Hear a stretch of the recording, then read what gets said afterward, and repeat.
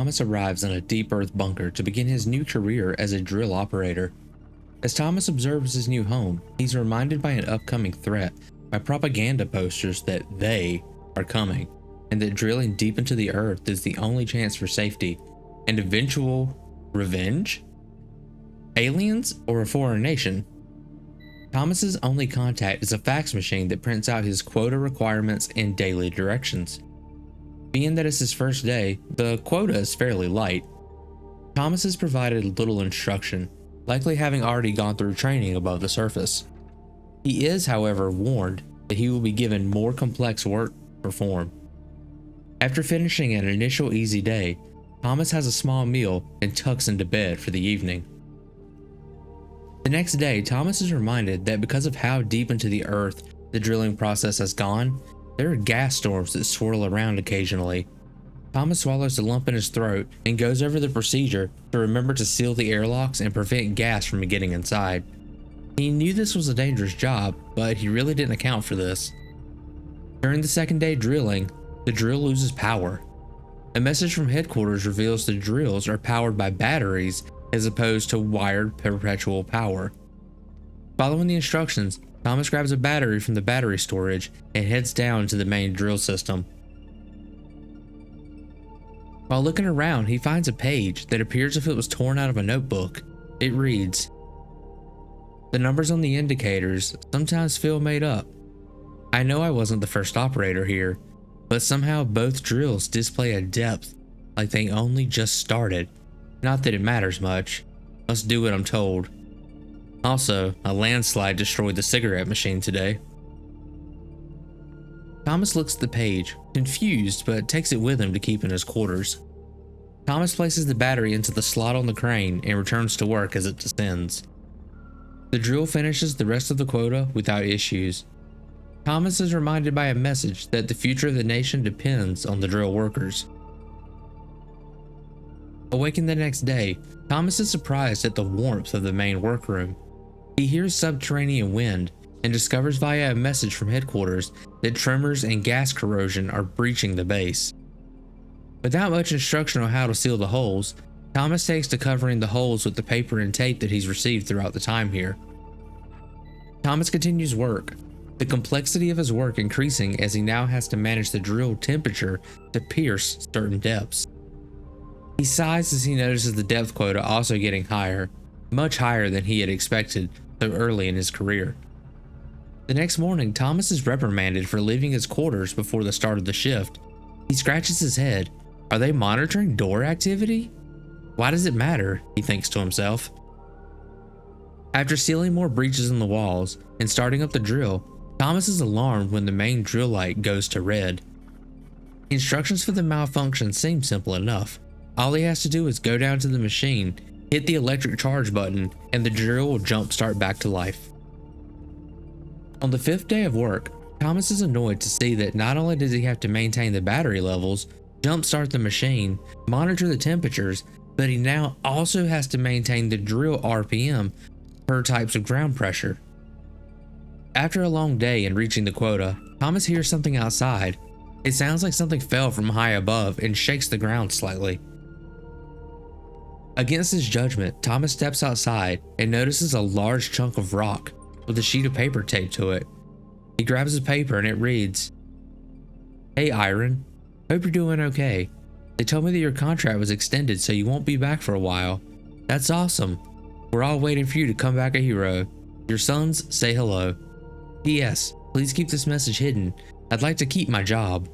Also heard the management was very angry that you drew something on the water cooler, so maybe cover it up." Thomas stares at the paper for a long moment after reading it.